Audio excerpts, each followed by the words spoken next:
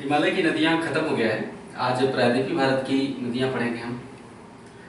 इससे पहले भी आपने प्रायद्वीपीय भारत की नदियाँ पढ़ी होंगी, आज उसे आइए अच्छे से समझ लेते हैं।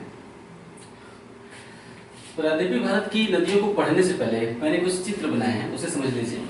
लाल रंग की जो रेखाएं हैं वो प्रायद्वीपीय भारत की मुख्य नदियाँ हैं, और जो काले रंग की रेखाएं हैं ये मुख्य नदियों की सहायक नदियाँ मैंने कुछ बनाई हैं। सभी सहायक नदियों को बनाना संभव नहीं है, क्योंकि बहुत सी सहायक नदियाँ बहुत छोटी छोटी होती हैं। तो मैंने जो बड़ी सहायक नदियाँ हैं केवल उन्हीं को दिखाने का प्रयास किया है। फैक्ट और तथ्य मैं सभी लिखाऊंगा, उसमें कमी नहीं रहेगी। तो प्रायद्वीपीय भारत की नदियों को पढ़ने से पहले जरूरी है कि प्रायद्वीपीय भारत की नदियों की विशेषताओं को थोड़ा सा जान लें, क्योंकि वहां से प्रश्न पूछे जाते हैं। प्रायद्वीपीय भारत की नदियों की विशेषताओं को जानने का सबसे अच्छा तरीका यह है कि जो हिमालय से नदियां निकलती हैं, गंगा, सिंधु या विविध जो बड़ी बड़ी लंबी लंबी नदियां हैं हिमालय से निकलने वाली, उनसे तुलना कर लेते हैं। प्रायद्वीपीय भारत में बहने वाली नदियों की हिमालय से निकलने वाली नदियों से तुलना कर लेते हैं। तो पहला हेडिंग डालिए, प्रायद्वीपीय भारत की नदियों और हिमालय की नदियों में अंतर। आइए इस अंतर को हम समझते हैं, ठीक है। पहला पॉइंट, प्रायद्वीपीय भारत की नदियां बहुत पुरानी हैं, बहुत ही लंबे समय काल से बह रही हैं, जबकि हिमालय की नदियां बहुत ही नई हैं, क्योंकि हिमालय ही बहुत नया है। हिमालय नया है, इसलिए हिमालय से निकलने वाली नदियां बहुत नई हैं। उसी पहले पॉइंट की बात आगे बढ़ाइए। हिमालय की नदियां अपनी युवावस्था में हैं। देखिए, नदियों के बहने की तीन अवस्था होती है, युवावस्था, प्रौढ़ावस्था और वृद्धावस्था। युवावस्था, किसी नदी की युवावस्था की पहचान इससे होती है कि नदी कितनी ऊंचाई से बहकर आ रही है और सागर के मुहाने तक पहुंच रही है। अगर पर्वत बहुत ऊंचा है, ठीक, और नदी ऊंचाई से बहकर आ रही है, तो यानी नदी अपने युवावस्था में है ना। जैसे कि आपने हिमालय में पढ़ा कि सिंधु, सतलज और ब्रह्मपुत्र नदियां गहरे गहरे गार्ज का निर्माण करती हैं, है ना। वैसे गहरे गार्ज प्रायद्वीपीय भारत के पठार पर दिखाई नहीं देते। क्यों? क्योंकि प्रायद्वीपीय भारत का पठार खुद ही कट छट कर बहुत ही छोटा हो गया है ना। तो हिमालय ऊंचा है, इसलिए नदियों को गहरा करने के लिए बहुत काम बाकी है ना। हिमालय की नदियां लगातार अपनी घाटी को अभी भी गहरा करती चली जा रही हैं। तो जिस नदी के लिए काम बहुत ज्यादा है, नदी का काम क्या है? घाटी को गहरा करना। तो जिस नदी के लिए काम बहुत ज्यादा है वो अपनी युवा अवस्था में है, और जिस नदी का काम खत्म हो गया है, यानी बिल्कुल समतल मैदान पे आ चुकी है, लगभग समुद्र के लेवल के बराबर, तो वो नदी एक तरह से वृद्धावस्था में अपने पहुंच गई है ना।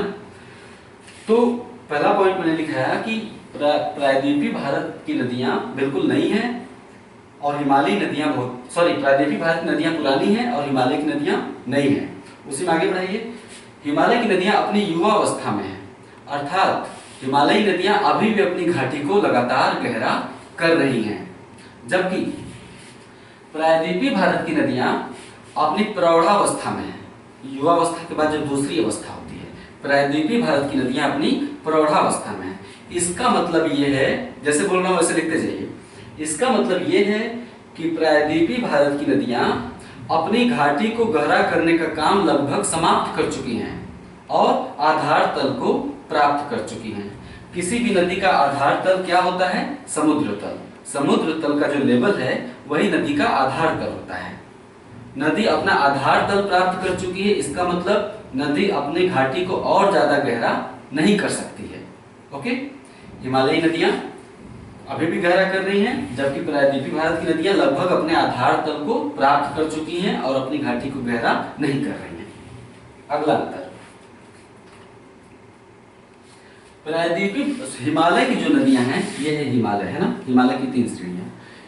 हिमालय से निकलने वाली नदियां उत्तर भारत के मैदान में पहुंचकर विसर्पण करते हुए आगे बढ़ती हैं। हिमालय से निकलने वाली नदियां उत्तर भारत के मैदान में पहुंचकर, हिमालय के दक्षिण उत्तर भारत का मैदान है, तो हिमालय से निकलने वाली नदियां उत्तर भारत के मैदान में पहुंचकर विसर्पण करती हुई चलती हैं, ऐसे सांप की तरह, है ना। नदी विसर्प कहते हैं, नदी का विसर्प, विसर्पण करते हुए चलती हैं।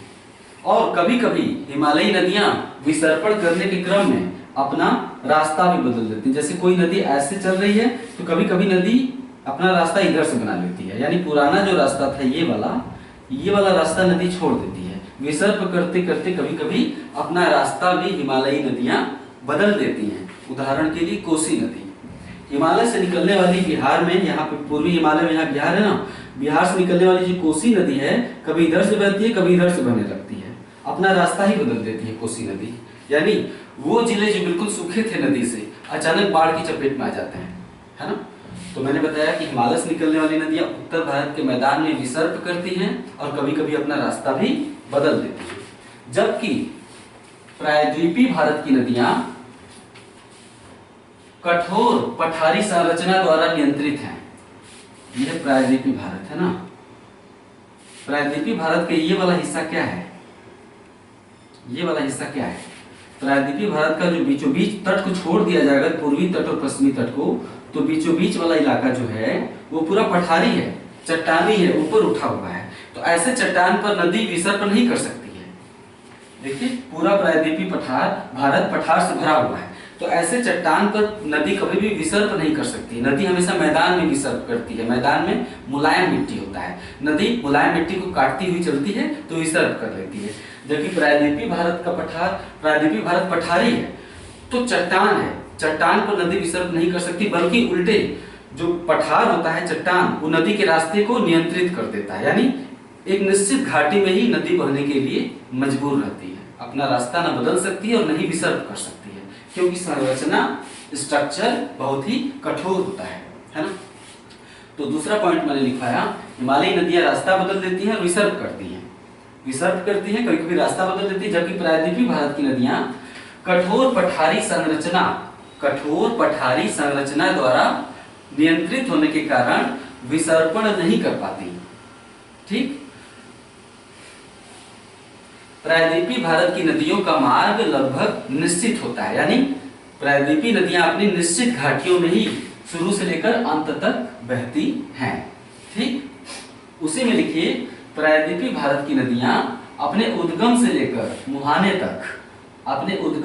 मुहाने तक कठोर चट्टानों पर प्रवाहित होती हैं। ठीक है, ओके। नेक्स्ट पॉइंट, हमने दो अंतर बताए हिमालय और प्रायद्वीपीय नदियों में। तीसरा पॉइंट, हिमालयी नदियां अधिक लंबी हैं। क्यों? क्योंकि हिमालयी नदियों का जो सोर्स है, उद्गम, ठीक, वो उनके सिंक से बहुत ही दूर है, उनका सोर्स सिंक से दूर है, अर्थात उनका उद्गम मुहाने से बहुत ही दूर है। हिमालयी नदियां यहाँ से हिमालय से निकलती हैं और बहते बहते बहते बहुत दूर तक यहाँ के आकर बंगाल की खाड़ी में गंगा की नदी गिरती है ना। इसी तरह सिंधु नदी इधर से निकलती है और दूर आकर पाकिस्तान में कराची के पास बंगाल की खाड़ी अरब सागर में गिरती है ना। तो हिमालयी नदियों का जो उद्गम है उनके मुहाने से बहुत दूर है, इसलिए हिमालयी नदियां लंबी हैं। जबकि अधिकतर प्रायद्वीपीय भारत के पठार की नदियां छोटी हैं। क्यों? क्योंकि उनका उद्गम मुहाने से बहुत दूर नहीं है। देखिए उनका जो उद्गम है मुहाने से बहुत ज्यादा दूर नहीं है। उसी में शामिल करिए कि हिमालय क्षेत्र से निकलने वाली भारत की सबसे लंबी नदी गंगा की लंबाई 2525 किलोमीटर है। हिमालय से निकलने वाली भारत की सबसे लंबी नदी गंगा की लंबाई 2525 किलोमीटर है, जबकि दक्षिण भारत की सबसे लंबी नदी गोदावरी की लंबाई 1465 किलोमीटर ही है ना।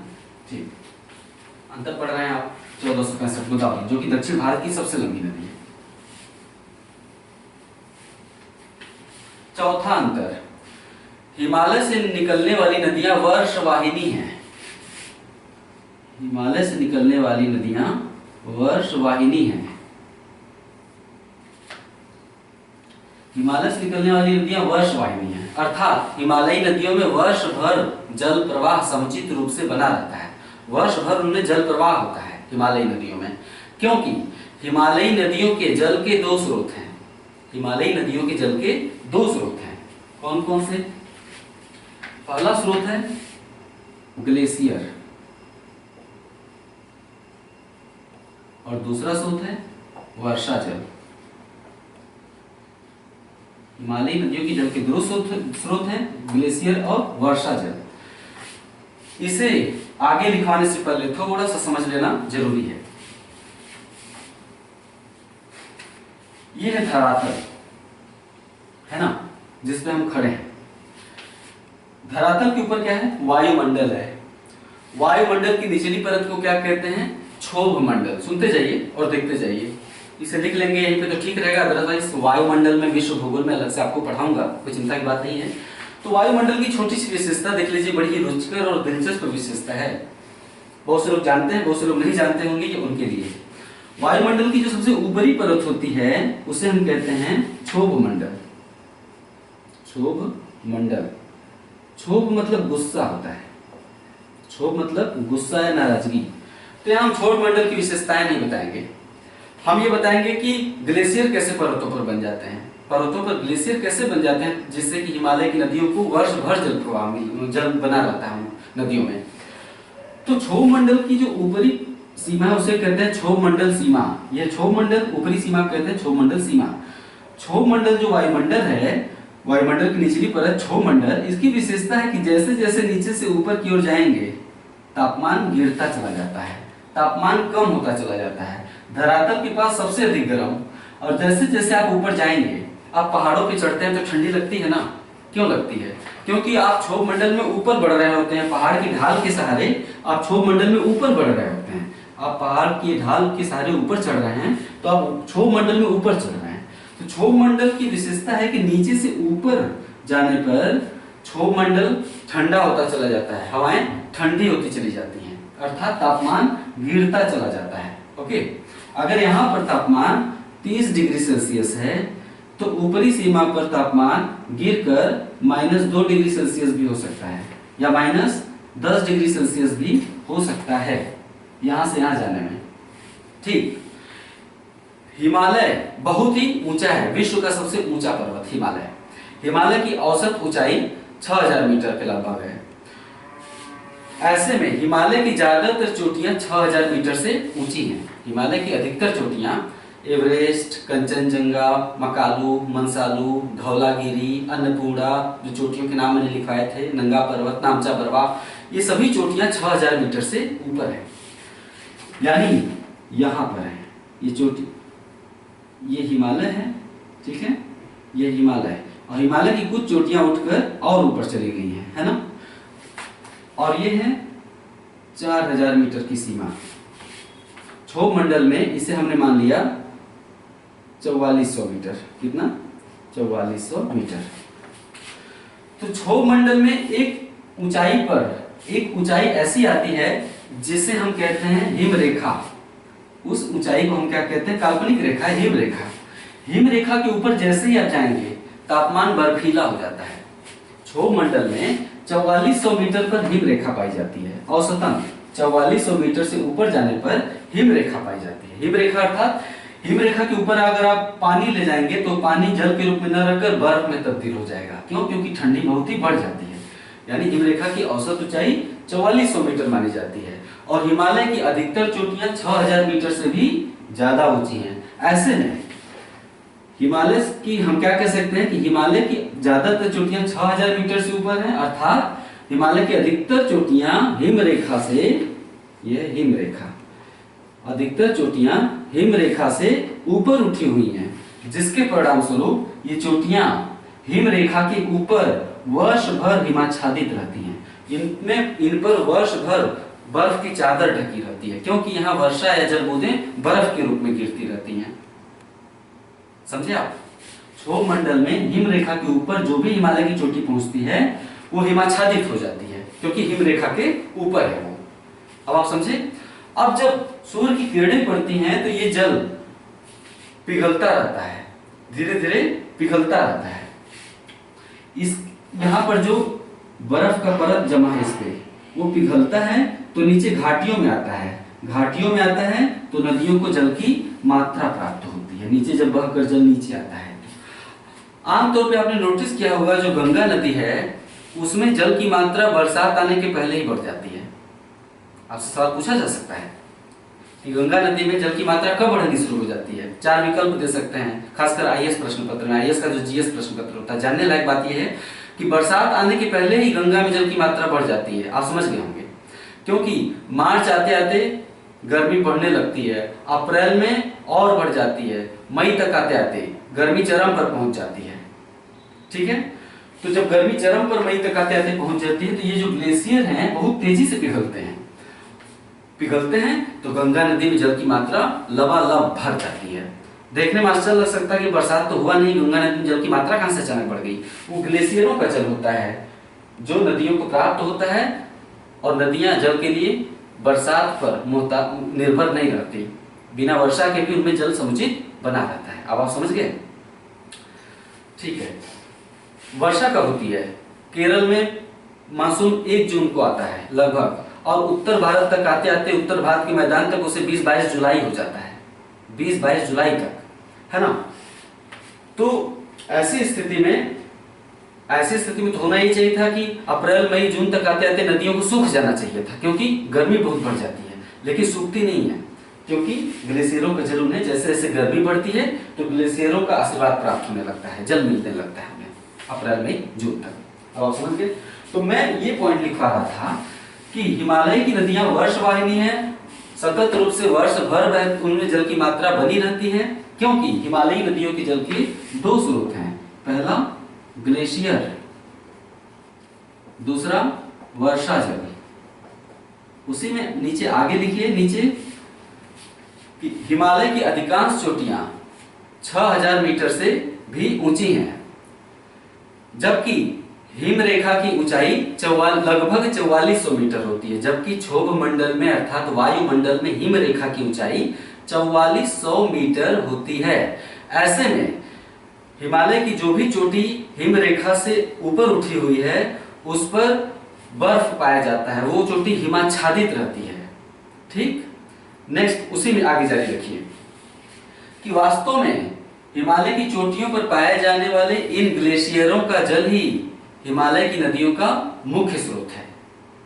इन ग्लेशियरों का जल ही हिमालय की नदियों का, इन हिमनदों का जल ही हिमालयी नदियों का मुख्य स्रोत है। ठीक, नेक्स्ट पॉइंट, अब एक पैरा चेंज करके लिखिए।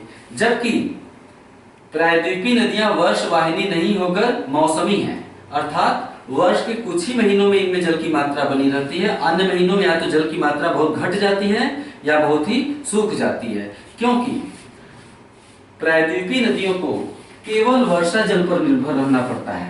प्रायद्वीपीय नदियों को केवल वर्षा जल पर निर्भर रहना पड़ता है, और वर्षा मुश्किल से 4 या 5 महीने ही दक्षिण भारत में, 5 या 6 महीने ही दक्षिण भारत में होती है। ठीक, यानी बाकी महीनों में प्रायद्वीपीय नदियां सूख जाती हैं। उसी में आगे रखिए, लिखिए हिम रेखा की औसत ऊंचाई 4400 मीटर है, जबकि प्रायद्वीपीय पठार की औसत ऊंचाई, जो प्रायद्वीपीय भारत का पठार है उसकी औसत ऊंचाई 800 मीटर ही है। यही कारण, इसका मतलब है कि प्रायद्वीपीय पठार पर ग्लेशियर नहीं मिलते, प्रायद्वीपीय पठार पर ग्लेशियर नहीं पाए जाते हैं, न ग्लेशियर है और न ही नदियों को ग्लेशियर का जल मिल पाता है। ठीक है, आप समझ गए? ओके, तो यहाँ की हिमालय की नदियां वर्षवाहिनी, जल के स्रोत 2 स्रोत ग्लेशियर और वर्षा जल, और प्रायद्वीपीय नदियों के जल का स्रोत केवल वर्षा, इसलिए प्रायद्वीपीय नदियां मौसमी है, साल भर प्रवाहित नहीं होती है। ठीक है, प्रायद्वीपीय भारत की नदियों को या दक्षिण भारत की नदियों को 2 भागों में बांट सकते हैं। नंबर 1 अरब सागर में जल गिराने वाली नदियां, नंबर 2 बंगाल की खाड़ी में जल गिराने वाली नदियां। हम आज केवल बंगाल की खाड़ी में जल गिराने वाली नदियों का अध्ययन करेंगे, इसीलिए मैंने केवल बंगाल की खाड़ी की ओर जाने वाली नदियों को ही बनाया है लाल रंग से। जो लाल रंग की रेखाएं हैं वो बंगाल की खाड़ी में या पूर्वी तट की ओर प्रवाहित हो रही हैं, हमने उन्हीं को बनाया है। तो हेडिंग डाल दीजिए, बंगाल की खाड़ी में जल गिराने वाली नदियां। पहला पॉइंट,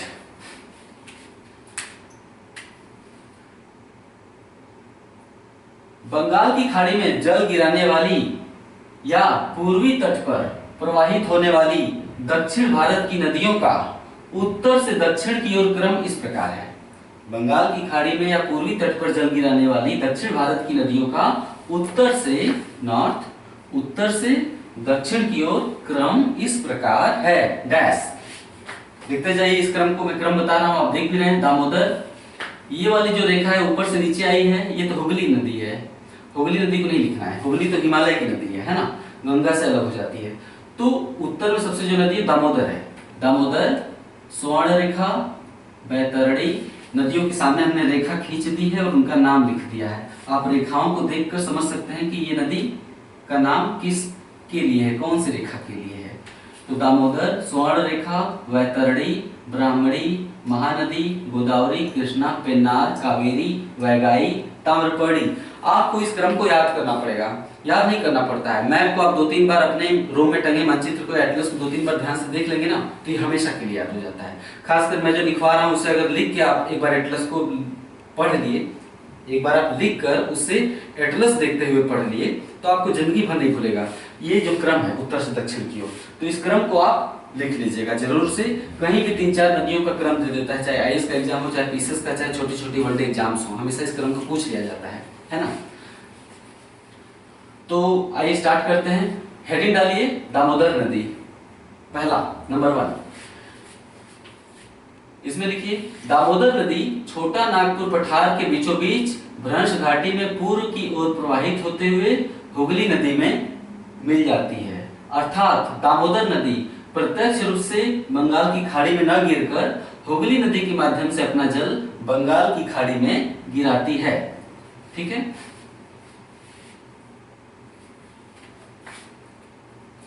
अगला लिखिए स्वर्ण रेखा नदी। नंबर 2 स्वर्ण रेखा नदी। पहला पॉइंट, स्वर्ण रेखा नदी झारखंड की राजधानी रांची के पास से निकलती है। ये स्वर्ण रेखा, ये लाइन देख रहे हैं, इसको मैंने बनाया है, इस नदी को। तो स्वर्ण रेखा नदी झारखंड की राजधानी रांची के बिल्कुल पास से निकलती है और 3 राज्यों से होकर प्रवाहित होती है। उन 3 राज्यों के नाम आप एटलस देखकर बताइए और अपने नोट में भी लिखना इसे। स्वर्ण रेखा नदी 3 राज्यों से होकर बहती है। कौन से 3 राज्य हैं आप अपने नोट में लिख लीजिए, एटलस देखिए। 3 राज्यों से होकर प्रवाहित होती है और उड़ीसा के तट पर अपना मुहाना बनाती है। स्वर्ण रेखा नदी उड़ीसा तट पर अपना मुहाना बनाती है। ठीक। छोटा नागपुर पठार, उसी में आगे जोड़िए, छोटा नागपुर पठार एक औद्योगिक क्षेत्र है, इसलिए तमाम औद्योगिक इकाइयों से निकला जो रासायनिक अपशिष्ट होता है, कचरा, रासायनिक कचरा, रासायनिक अपशिष्ट स्वर्ण रेखा नदी में गिराया जाता है, जिस कारण स्वर्ण रेखा नदी बहुत ही प्रदूषित हो चुकी है। जो झारखंड का एक प्रमुख शहर है जमशेदपुर, यहाँ पर है। जमशेदपुर जो है स्वर्ण रेखा नदी के तट पर ही है। इसी तरह बहुत से नगर जो स्वर्ण रेखा नदी के तट पर हैं और उनका जो उनमें जो कारखाने लगे हैं औद्योगिक, उनसे जो रासायनिक कचरा, एक तो कोयला उद्योग बहुत फेमस है यहाँ पे झारखंड या फिर छोटा नागपुर पठार पर। तो जो औद्योगिक इकाइयां हैं, रासायनिक अपशिष्ट भारतीय स्वर्ण रेखा नदी में है ना। तो वही मैं लिखा रहा हूँ कि रासायनिक अपशिष्ट के बहाए जाने के कारण स्वर्ण रेखा नदी अत्यधिक प्रदूषित हो चुकी है, जिस कारण स्वर्ण रेखा नदी में जलीय जंतु नहीं पाए जाते। जो जलीय जीव होते हैं, मछलियां या अन्य जीव, कछुए, घोंघा, तो वो स्वर्ण रेखा नदी में जलीय जंतु नहीं पाए जाते, जिस कारण स्वर्ण रेखा नदी को हम जैविक मरुस्थल कहते हैं। जैविक मरुस्थल। हम जब पर्यावरण पढ़ाएंगे आपको, तो जब हम जलीय पर्यावरण पे आएंगे तो हम आपको जो जलीय प्रदूषण होता है उसके बारे में विस्तृत चर्चा करेंगे। तो जो स्वर्ण रेखा नदी का प्रदूषण है उस पर भी हम चर्चा करेंगे। फिलहाल आप जान लीजिए कि इसे प्रदूषण के कारण जैविक मरुस्थल कहते हैं। नेक्स्ट पॉइंट, जमशेदपुर, झारखंड का नगर जमशेदपुर स्वर्ण रेखा नदी के तट पर है। ठीक। नेक्स्ट लिखिए वैतरणी नदी। अगला है वैतरणी नदी। वैतरणी नदी उड़ीसा के केओंझर पठार से निकलती है।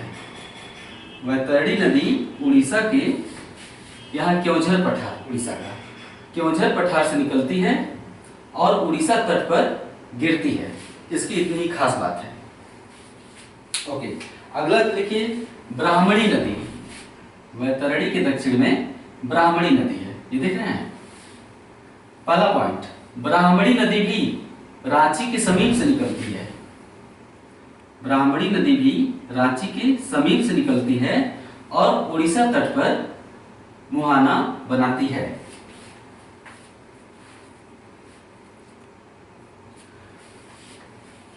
आगे नोट करके लिखिए 3 नदियां छोटा नागपुर पठार से निकलती हैं। नोट करके लिखिए 3 नदियां छोटा नागपुर पठार से निकलती हैं। दामोदर, स्वर्ण रेखा और ब्राह्मणी।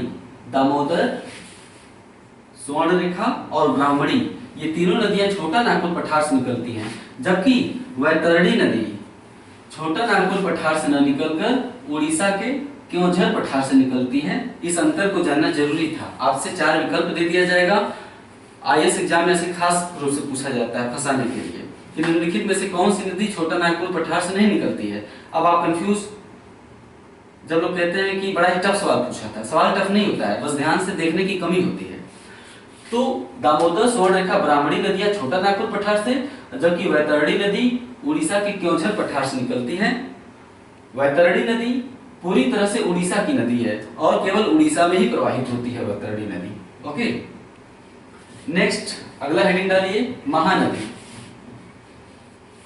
अगला हेडिंग आप डालेंगे महानदी। पहला पॉइंट, महानदी छत्तीसगढ़ के दंडकारण्य पठार से निकलती है। छत्तीसगढ़ के दंडकारण्य पठार से निकलती है और उड़ीसा में कटक के पास अपना डेल्टा बनाती है। वो बिंदु जहां पर आकर नदी अलग अलग धाराओं में बंट जाती है, समुद्र तट पर मिलने से पहले अलग अलग धाराओं में बंट जाती है, उसे हम कहते हैं डेल्टा। तो जो महानदी है, यहाँ पे कटक शहर है उड़ीसा का, उड़ीसा का कटक शहर तट पर नहीं है, नोटिस करिएगा इस बात को। तो महानदी कटक के पास अपना डेल्टा बनाती है। उसी में नेक्स्ट पॉइंट लिखिए, छत्तीसगढ़ में जो महानदी की घाटी है, छत्तीसगढ़ में महानदी की घाटी को छत्तीसगढ़ बेसिन कहते हैं। छत्तीसगढ़ बेसिन धान उत्पादन के लिए प्रसिद्ध है। इससे हम धान का कटोरा कहते हैं। छत्तीसगढ़ बेसिन या महानदी बेसिन को धान का कटोरा कहते हैं, बहुत ज्यादा धान पैदा होता है। ठीक है, महानदी के बाद अगला है आपका गोदावरी नदी।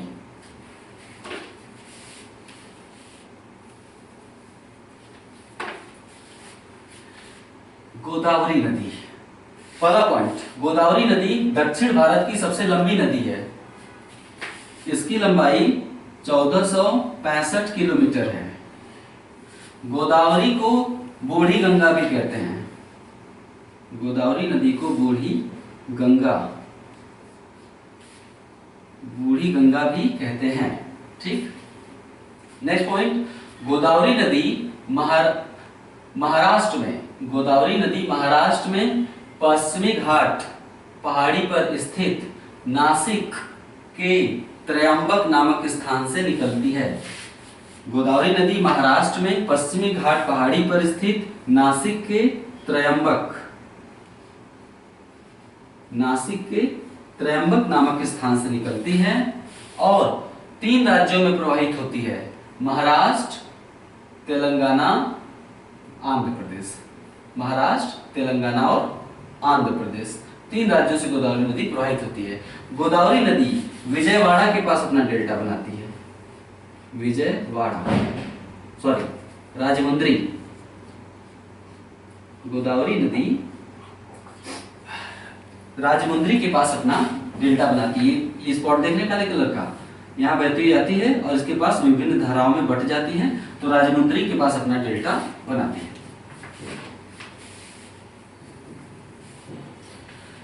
गोदावरी की सहायक नदियां इस प्रकार हैं। मैंने जो सहायक नदियां बनाई हैं, ज्यादातर सहायक नदियां आप देख रहे हैं उत्तर की ओर से बहकर आती हैं। दक्षिण से बहकर आने वाली एकमात्र सहायक नदी मंजीरा है, जो दक्षिण से बहकर आ रही है ना। 4 नदियां दे देगा, बोलेगा कि विकल्प में 4 नदियां रहेंगी। पूछेगा प्रश्न की गोदावरी की कौन सी सहायक नदी दक्षिण से कौन सी सहायक नदी उत्तर से बहकर नहीं आती है, कौन सी सहायक नदी उत्तर दिशा से बहकर नहीं आती है। आपका उत्तर होगा मंजीरा, क्योंकि मंजीरा एकमात्र गोदावरी की सहायक नदी है जो दक्षिण से बहकर आती है। ऐसे बता रहा था। फिलहाल नेक्स्ट पॉइंट लिखिए, गोदावरी की सहायक नदियां इस प्रकार हैं। प्रवरा, सबसे पश्चिम में प्रवरा, पूर्णा, वेनगंगा,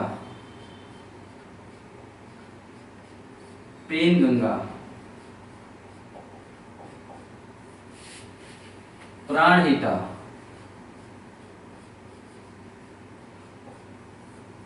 इंद्रावती, मंजीरा। इसे आपको याद करना पड़ेगा। याद करना तो पड़ता नहीं है, अगर आप एटलस लगातार अगर देखते हैं ध्यान से, एटलस इतना दिलचस्प होता है कि उसको लगातार क्या 4-6 बार अगर ध्यान से आपने नदियों का एटलस देख लिया ना, एटलस में नदियों को आपने 4-6 बार केवल ध्यान से देख लिया, कभी नहीं भूलता है, मेरा अनुभव है, कभी नहीं भूलेगा। तो इन नदियों को आप ध्यान से देखिए एटलस खोल के कि कौन से राज्य में बह रही है, कहां से बहकर आ रही है। क्वेश्चन ज्यादा नहीं पूछे जाते हैं इससे, इनका उद्गम मैं नहीं बताऊंगा क्योंकि यहाँ से सवाल नहीं आते। मुख्य नदियों से ही ज्यादातर प्रश्न पूछे जाते हैं। अधिक से अधिक ये पूछ देता है कि फला नदी किसकी सहायक नदी है, या इनमें से कौन सी गोदावरी की सहायक नदी नहीं है, ऐसे ही प्रश्न पूछेंगे, ज्यादा नहीं। तो गोदावरी की सहायक नदियां इस प्रकार हैं, ठीक। इनमें से मंजीरा, इनमें से सभी नदियां उत्तर की ओर से प्रवाहित होती हैं, जबकि मंजीरा दक्षिण की ओर से प्रवाहित होकर गोदावरी में मिलती है। मंजीरा उसी में आगे जारी रखिए। नेक्स्ट पॉइंट, वेनगंगा गोदावरी की सबसे लंबी सहायक नदी है। वेनगंगा गोदावरी की सबसे लंबी सहायक नदी है। नेक्स्ट पॉइंट, ये इंद्रावती नदी है, छत्तीसगढ़ में प्रवाहित होती है। जो उत्तर की ओर से बह के आने वाली नदियों में जो सबसे पूर्वी नदी है, पश्चिम से पूरब की ओर, ये पूर्वी नदी इंद्रावती है। ये निकलती यहाँ उड़ीसा से निकलती है, उड़ीसा से निकलती है, छत्तीसगढ़ में बस्तर के पठार पर बहती है, छत्तीसगढ़ में बस्तर के पठार पर, और यहाँ पर आकर तेलंगाना में गोदावरी से मिल जाती है। तो इसके बारे में बस इतना ही जानिए कि इंद्रावती नदी उड़ीसा से निकलती है, छत्तीसगढ़ में बस्तर के पठार पर बहने वाली मुख्य नदी कौन सी है? क्वेश्चन, बस्तर के पठार पर बहने वाली मुख्य नदी कौन सी है गोदावरी की जो सहायक है? आपका उत्तर होगा इंद्रावती। ये इंद्रावती। तो इंद्रावती नदी उड़ीसा से निकलती है, छत्तीसगढ़ में बस्तर पठार पर बहती है और गोदावरी नदी से मिल जाती है। ठीक हो गया, गोदावरी नदी का अध्ययन समाप्त। अगला हेडिंग आपका होगा कृष्णा नदी। पहला पॉइंट, दक्षिण भारत की दूसरी सबसे लंबी नदी कृष्णा। कृष्णा नदी महाराष्ट्र में पश्चिमी घाट पर्वत पर महाबलेश्वर चोटी से निकलती है और 4 राज्यों से होकर प्रवाहित होती है, महाराष्ट्र, कर्नाटक, तेलंगाना, आंध्र प्रदेश। रिपीट कर रहा हूं, कृष्णा नदी महाराष्ट्र में पश्चिमी घाट पर्वत पर महाबलेश्वर चोटी से निकलती है, 4 राज्यों से होकर बहती है, महाराष्ट्र, कर्नाटक, तेलंगाना, आंध्र प्रदेश। कृष्णा नदी विजयवाड़ा के समीप अपना डेल्टा बनाती है। विजयवाड़ा यानी गोदावरी राजमंद्री के समीप डेल्टा बनाती है और कृष्णा विजयवाड़ा के समीप डेल्टा बनाती है। कृष्णा और गोदावरी नदी का डेल्टा आपस में मिल गया है, लिखना है। नेक्स्ट पॉइंट, आंध्र प्रदेश तट पर कृष्णा और गोदावरी नदियों के डेल्टाओं के मध्य में ही कोलेरू झील है। आंध्र तट पर कृष्णा गोदावरी डेल्टा के मध्य में कोलेरू झील है। किस राज्य में? आंध्र तट पर, आंध्र राज्य में। ठीक है,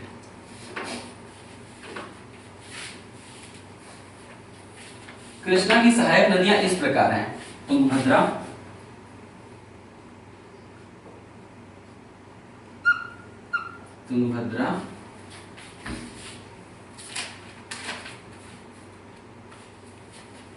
घाटप्रभा,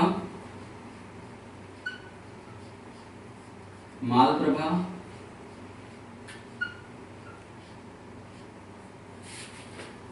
दूधगंगा, पंचगंगा, भीमा, कोयना, भीमा, कोयना, और एक नदी है मूसी। ये है कृष्णा की सहायक नदियां। ठीक, इनमें से तुंगभद्रा नदी, नेक्स्ट पॉइंट, इनमें से तुंगभद्रा नदी पश्चिमी घाट पर्वत पर 2 धाराओं के रूप में निकलती है, तुंगा और भद्रा। तुंगभद्रा नदी पश्चिमी घाट पर्वत से 2 धाराओं के रूप में निकलती है, तुंगा और भद्रा। तुंगभद्रा कृष्णा की सबसे लंबी सहायक नदी है। ओके, किस दिशा से बहकर आती है? दक्षिण दिशा से बहकर आती है और कृष्णा में मिल जाती है। एक सहायक नदी है मूसी। नेक्स्ट पॉइंट देखिए, जो आंध्र प्रदेश की राजधानी हैदराबाद, अब तो हैदराबाद दोनों राज्यों की राजधानी है फिलहाल, तेलंगाना के भी और आंध्र प्रदेश के भी, क्योंकि फिलहाल वैसे तेलंगाना की नई राजधानी बनाई जा रही है, नाम होगा अमरावती। तेलंगाना की नई राजधानी अमरावती होगी। फिलहाल दोनों राज्यों की राजधानी है, तेलंगाना की भी और आंध्र प्रदेश की राजधानी हैदराबाद है। तो हैदराबाद जो है वो मूसी नदी के तट पर है। पूछता है ये अक्सर, हैदराबाद किस नदी के तट पर है? मूसी।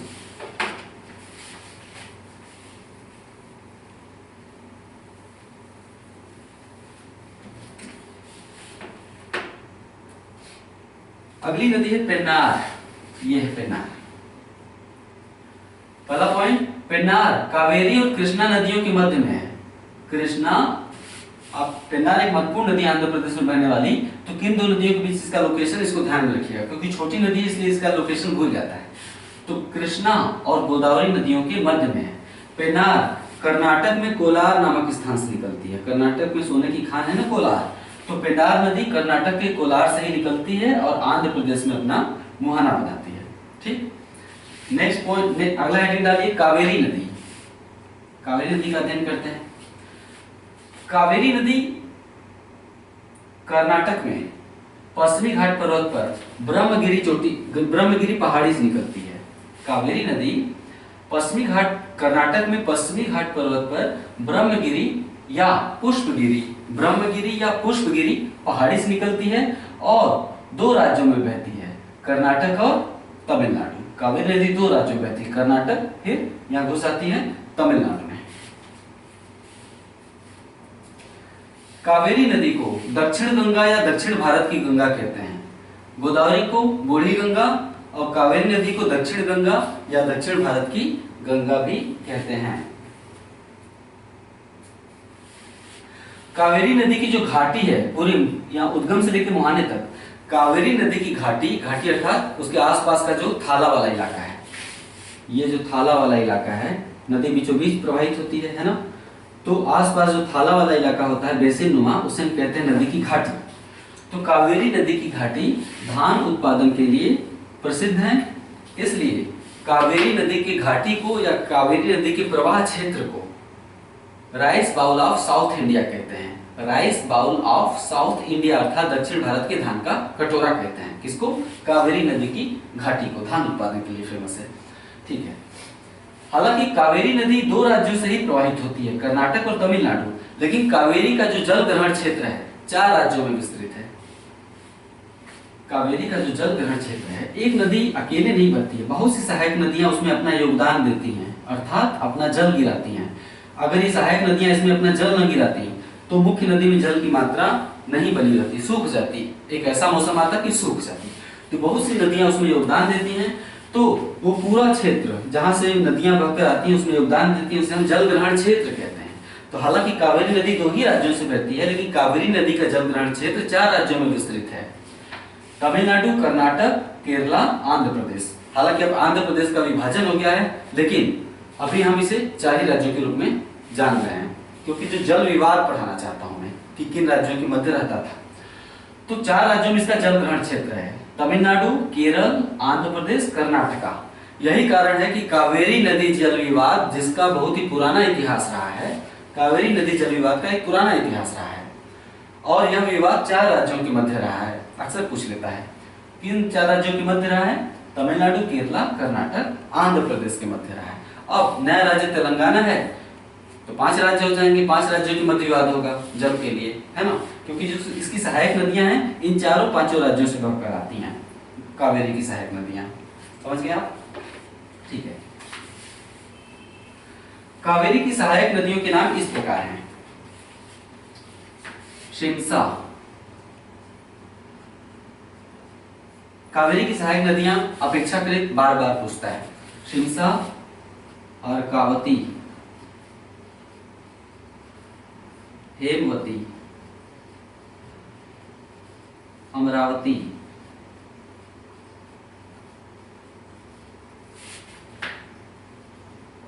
काबिनी,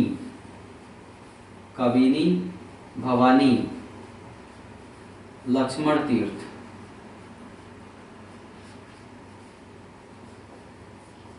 कोई और है क्या? हाँ, लोक पावनी,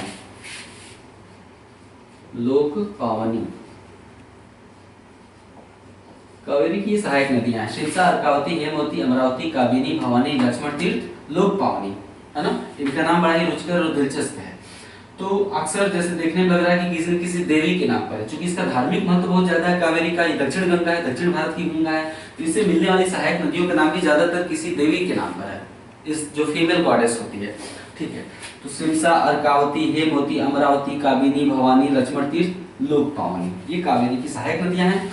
कावेरी के बारे में सबसे जरूरी और जानने लायक बात यह है कि अगला पॉइंट लिखिए, जहां दक्षिण भारत की अधिकांश नदियों का स्रोत केवल वर्षा जल है, सॉरी नहीं मैंने शुरुआत गलत कर दी, इसको ऐसे लिखिए कि जहां दक्षिण भारत की अधिकांश नदियां मौसमी हैं, अर्थात केवल मानसून काल में ही, केवल दक्षिणी पश्चिमी मानसून काल में ही उनमें जल की मात्रा बनी रहती है, वहीं कावेरी नदी दक्षिण भारत की एकमात्र नदी है जिसमें जल की मात्रा वर्ष भर बनी रहती है, अर्थात कावेरी नदी वर्षवाहिनी है, सतत रूप से साल भर बहती है।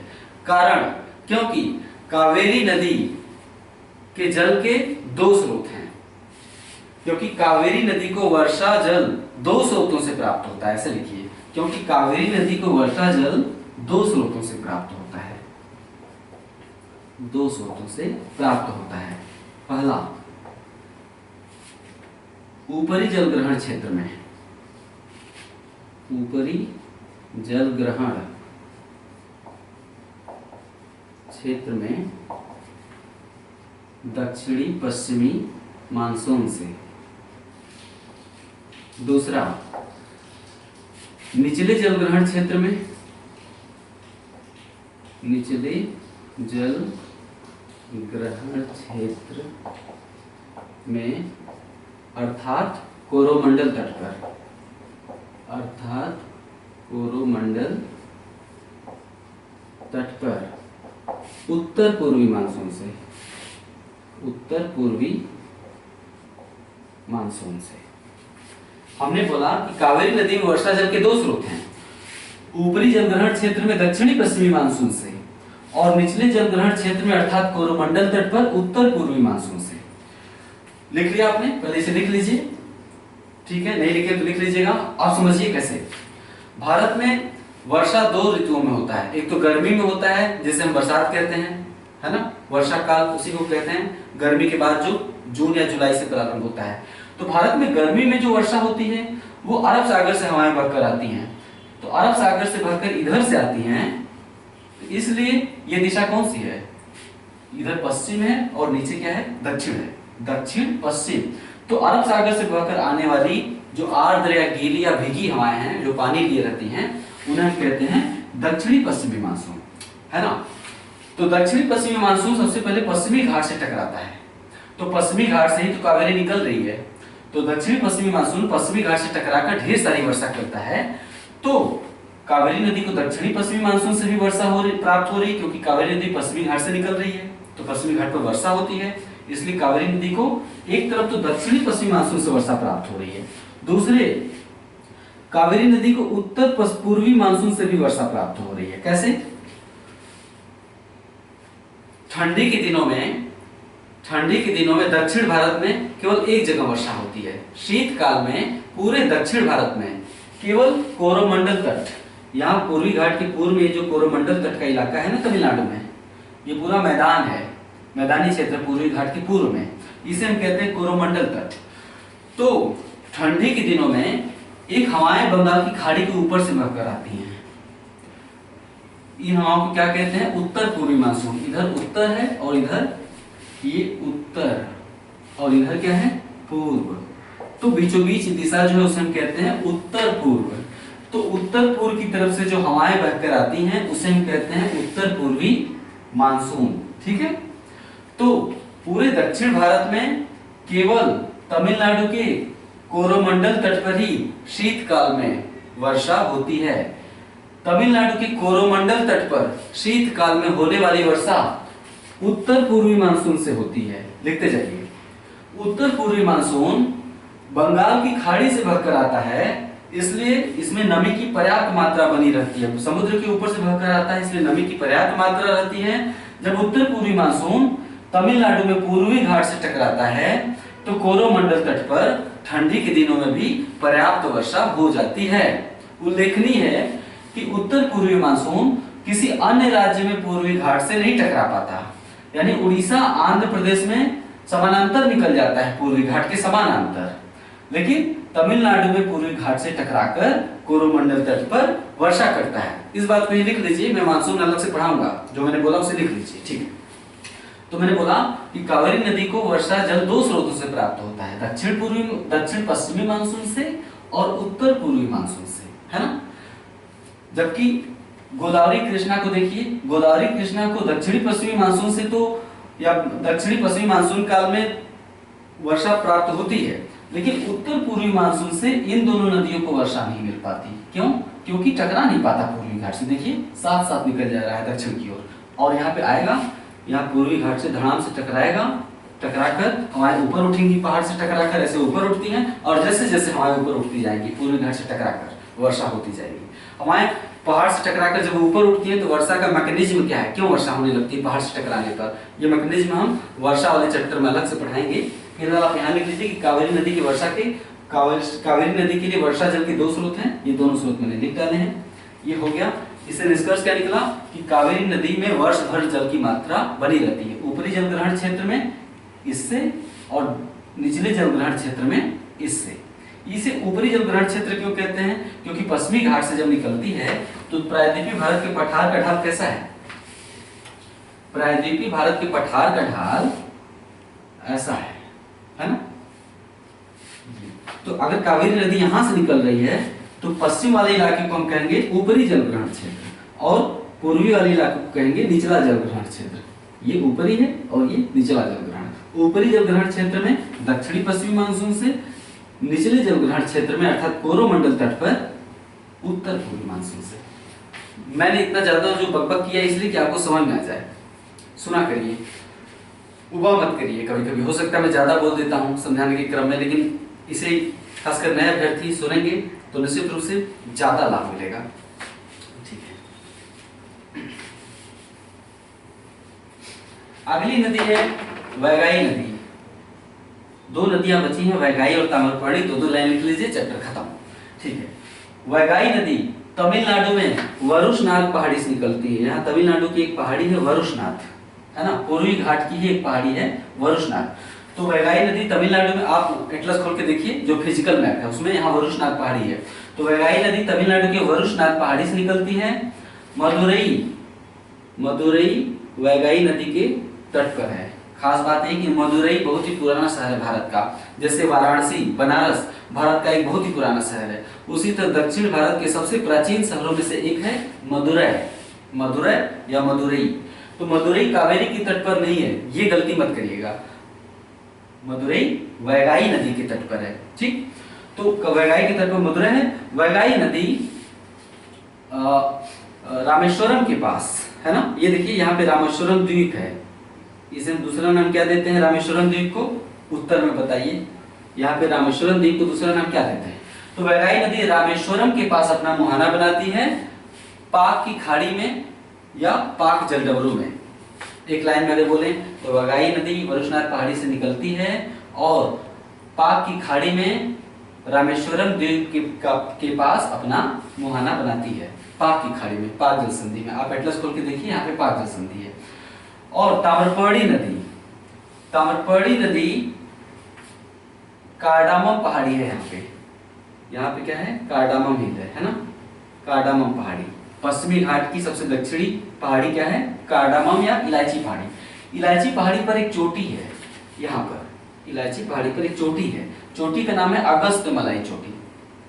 तो ताम्रपर्णी नदी कार्डामम हिल पर स्थित अगस्त्यमलाई चोटी से निकलती है और मन्नार की खाड़ी में जल गिराती है। यहाँ पे है मन्नार की खाड़ी, मन्नार की खाड़ी अगस्त्यमलाई चोटी से निकलती है और मन्नार की खाड़ी में अपना जल गिराती है। ओके, देखिए हम यहाँ पे साफ साफ बनाते हैं। ये है, ये श्रीलंका है ना। श्रीलंका के उत्तर में यहाँ पे पाक की खाड़ी, ये जो द्वीप है छोटे छोटे इन्हें राम सेतु कहते हैं। राम सेतु के उत्तर में ये है पाक जलडमरू या पाक की खाड़ी, और इसके दक्षिण में है मन्नार की खाड़ी। तो जो वैगाई नदी है पाक की खाड़ी में गिरती है और ताम्रपर्णी नदी मन्नार की खाड़ी में गिरती है। ठीक है, ये हो गया प्रायद्वीपीय भारत की नदियां, मुख्य रूप से प्रायद्वीपीय भारत की बंगाल की खाड़ी में जल गिराने वाली नदियां। इसकी जस्ट अगला वीडियो होगा प्रायद्वीपीय भारत की अरब सागर में जल गिराने वाली नदियां और वे नदियां जो उत्तर की ओर प्रवाहित होकर गंगा नदी तंत्र में समाहित हो जाती हैं, है ना, जैसे चंबल, बेतवा, केन, सोन वगैरह। तो ये हो गया नदियां, एक वीडियो इस पे और होगा नदियों का। इसके बाद हम झीलों का अध्ययन करेंगे। झीलों का अध्ययन करने के बाद वनस्पति पढ़ेंगे भारत की, फिर मिट्टी पढ़ेंगे, वनस्पति, मिट्टी, फिर हम मानसून पढ़ेंगे। मानसून काल पढ़ते ही उसके बाद जस्ट हम आर्थिक भूगोल में प्रवेश कर जाएंगे, जिसमें हम खनिज पढ़ेंगे, कृषि पढ़ेंगे, उद्योग पढ़ेंगे वगैरह वगैरह। तो इसी तरह से मेरे साथ बने रहिए, एंजॉय करिए। नमस्कार।